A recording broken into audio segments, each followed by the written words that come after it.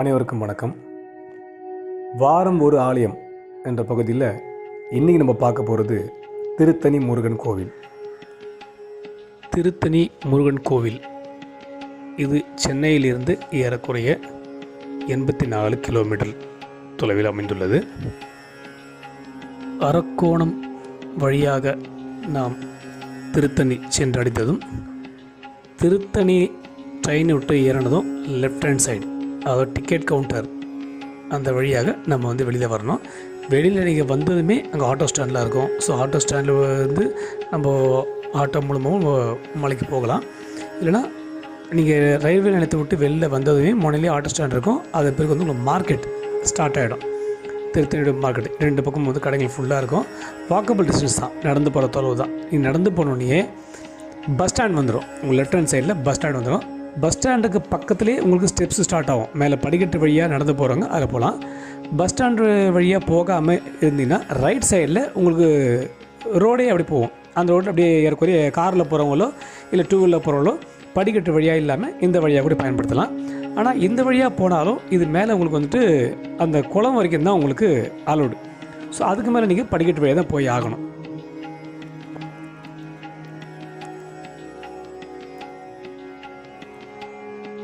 சரவண பொய்கை அது வரைக்கும் தான் நீங்கள் போக முடியும்.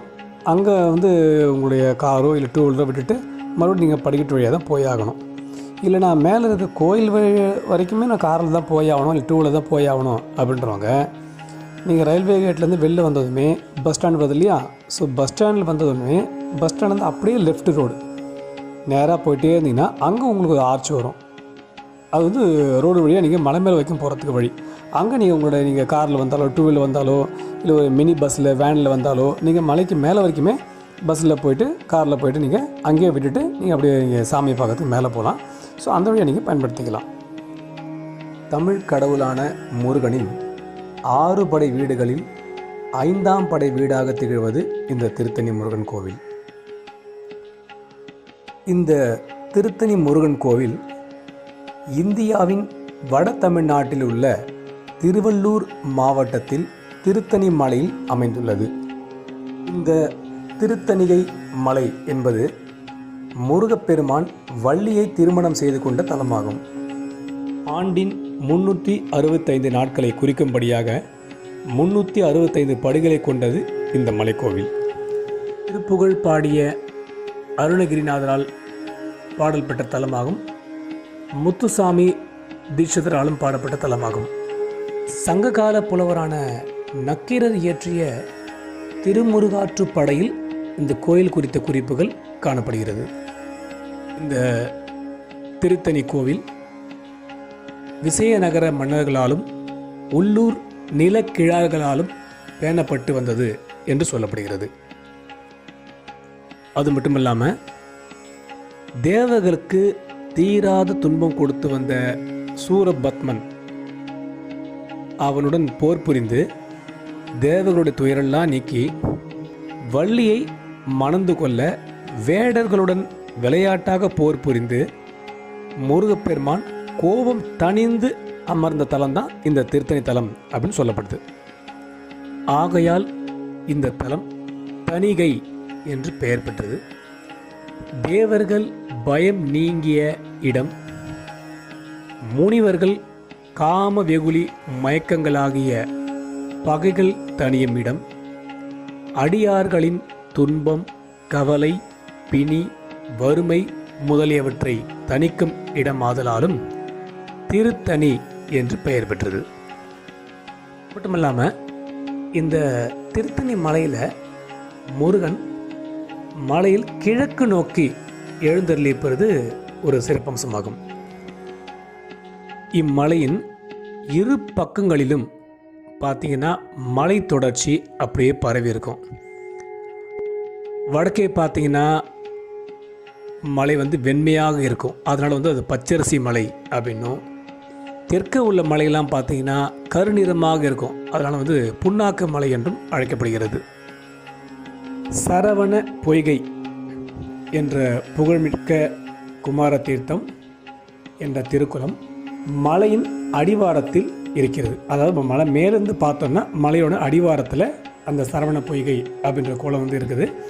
இதுவே நாம் வந்து மலையை ஏற ஆரம்பிக்கும் போது பார்த்திங்கன்னா குளம் தான் ஃபஸ்ட் இருக்கும்.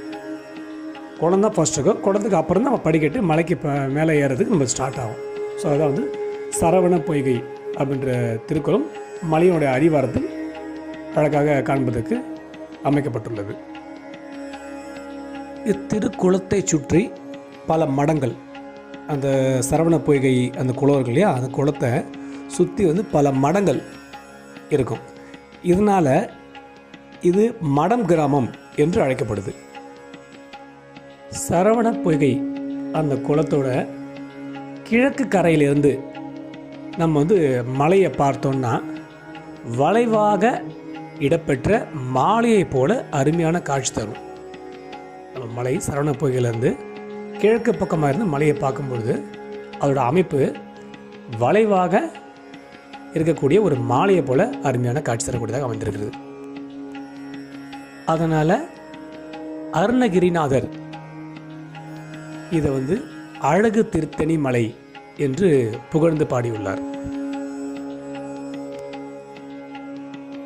இந்த கோயில் தணிகை மலை என்ற மலையில் அமைந்துள்ளது. இந்த கோயில் பார்த்தீங்கன்னா 5 அடுக்கு கோபுரம் மற்றும் 4 வளாகங்களாக உள்ளது. இக்கோயிலுடன் தொடர்புடைய பல நீர்நிலைகள் அங்கு காணப்படுது. இத்தலத்தில் முருகன் வலக்கையில் சக்தி அஸ்தம் எனப்படும் வஜ்ரவேலுடன், அதாவது இடி போன்ற ஓசையை எழுப்பும் சூலம் போன்ற கருவி அப்படின்னு அர்த்தம். வஜ்ரவேல் அப்படின்னா இடி போன்ற ஓசையை எழுப்பக்கூடிய சூலம் போன்ற ஒரு கருவி.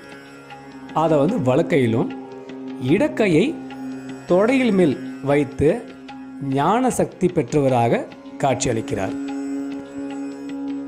மற்ற கோயில்கள்லாம் பார்த்தீங்கன்னா முருகருக்கு வந்து வேல் இருக்கும்.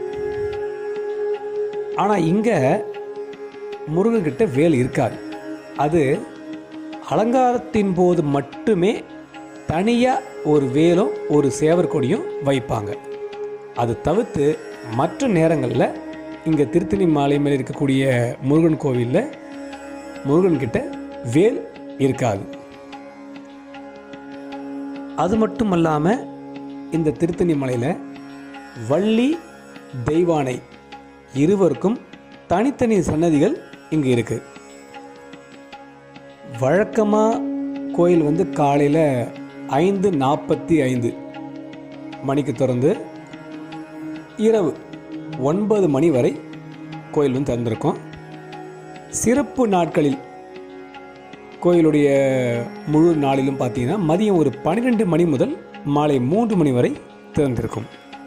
திருத்தணியோடைய திருவிழாக்கள் டிசம்பர் 31 படித்திருவிழா, ஆடி கார்த்திகை, கந்த சஷ்டி, பங்குனி உத்திரம், தைப்பூசம், ஆடி தெப்பத் திருவிழா போன்ற திருவிழாக்கள் இங்கே கொண்டாடப்படுது. திருத்தணிக்கு அரக்கோணத்தில் இருந்து 18 கிலோமீட்டர் தொலைவிலும், சென்னைக்கு வடமேற்கே 84 கிலோமீட்டர் தொலைவிலும் ஆந்திர மாநில எல்லைக்கு அருகே இந்த திருத்தணி அமைந்திருக்கு. சென்னையிலிருந்து திருத்தணிக்கு பேருந்துகள், ரயில் போன்ற வசதிகள்லாம் இருக்குது. தமிழ் கடவுளான முருகப்பெருமானின் 6 படை வீடுகளுள் 5ஆம் படை வீடான திருத்தணிக்கு அனைவரும் நேரில் வந்திருந்து முருகப்பெருமானின் அருளால் எல்லா வளமும் நலமும் பேரும் புகழும் சீரும் சிறப்பும் பெற்று நோயற்ற வாழ்வை வாழ்ந்து குடும்பத்தாருடன் ஒற்றுமையாக சந்தோஷமாக இருக்க எல்லாம் வல்ல முருகனை வேண்டி மீண்டும் அடுத்த பதிவில் உங்கள் அனைவரையும் சந்திக்கும் வரை உங்களிடமிருந்து விடைபெறுவது உங்கள் நண்பன். நன்றி, வணக்கம்.